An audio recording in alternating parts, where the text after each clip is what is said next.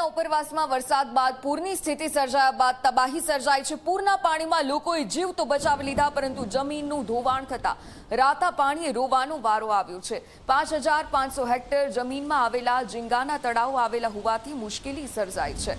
ઝીંગાના તળાવોની પાળ 10 થી 15 ફૂટ ઊંચી હોવાથી પાણીનો નિકાલ ન થઈ શક્યો।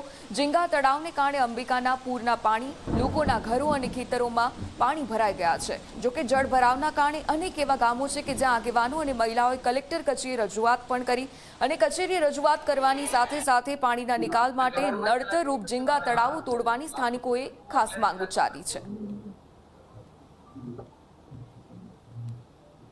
જ્યારે પૂર આવ્યું ત્યારે પહેલા ફ્લોર પર પાણી ઉપર ચડી ગયું, એટલે અમારા લોકો બધા એકદમ ગભરાઈ ગયા તો અમારાથી કોઈને બચાવવા પણ નહીં જઈ રહેવાય એવી પરિસ્થિતિ આવીને ઊભી રહી ગઈ।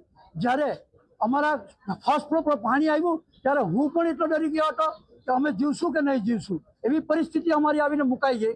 ત્યારે અમે આને સામનો કરીને ગમે તેમ જીવ બચાવ્યો, પરંતુ અમે જીવ બચાવી શક્યા, પરંતુ અમારા પશુઓ અને અમારા માલ સામાન જે કંઈ ઘરમાં હશે એ બધું તણાઈ ગયું। અમે પહેલે કપડે રહી ગયા, અમારી પાસે કપડાં બી નહીં મળે અને પીવાનું પાણી પણ ન મળે એવી પરિસ્થિતિ અમારી આવીને ઊભી રહી ગઈ।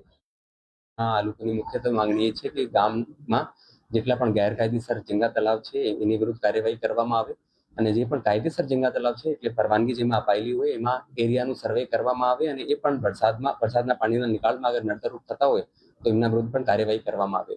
કોસ્ટલ હાઈવે વિરુદ્ધ અને અન્ય ઇન્ફ્રાસ્ટ્રક્ચર પ્રોજેક્ટ પણ જે કરવામાં આવે છે એમાં યોગ્ય લેવલ મેન્ટેન થાય આ પ્રકારની રજૂઆતો અમને મળી છે। એ સંબંધે આપ બધાને જણાવવા માંગુ છું કે વરસાદ પહેલા પણ જલાલપુરમાં અને ગંડેવી મેંદારમાં ખૂબ મોટી સંખ્યામાં ગેરકાયદેસર ઝીંગા તળાવ વિરુદ્ધ જિલ્લા વહીવટીતંત્ર દ્વારાથી કાર્યવાહી કરવામાં આવી હતી અને હવે પણ આ લગભગ 46 જેટલા ગેરકાયદેસર ઝીંગા તળાવની નોટિસ અપાઈ ગઈ છે। જેમ પણ એક્સેસિબલ સિચ્યુએશન ત્યાં થશે અને પાણી ઉતરશે અને મશીનરી ત્યાં અંદર મૂવ કરી શકશે, આ તમામ ગેરકાયદેસર ઝીંગા તળાવો અમે દૂર કરવા માટે કટિબદ્ધ છીએ।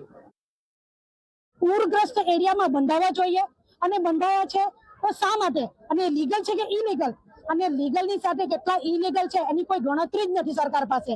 તો એ બધા ઇલીગલ તળાવ કે લીગલ તળાવ હોય પણ અમારો પાણીનો રસ્તો ક્લિયર કરી આપો અમને। અમારે જે નદીનું પાણી પૂર વિસ્તારમાં જ્યારે પૂર આવે ને ત્યારે પાણીને નીકળવાનો રસ્તો જોઈએ। આટલા બધા કલાકો સુધી પાણી રહેતું નહીં હતું। પહેલા પાણી આવે ને 8-10 કલાકમાં ઉતરી જતું હતું। આજે 24 કલાક ને 48 કલાક સુધી પાણી ઘરની અંદર જોયા છે। 48 કલાક માણસ પાણી પીએ ક્યાં, ખાય ક્યાં, બેસે ક્યાં, અને માણસ જીવતો કેમ રહે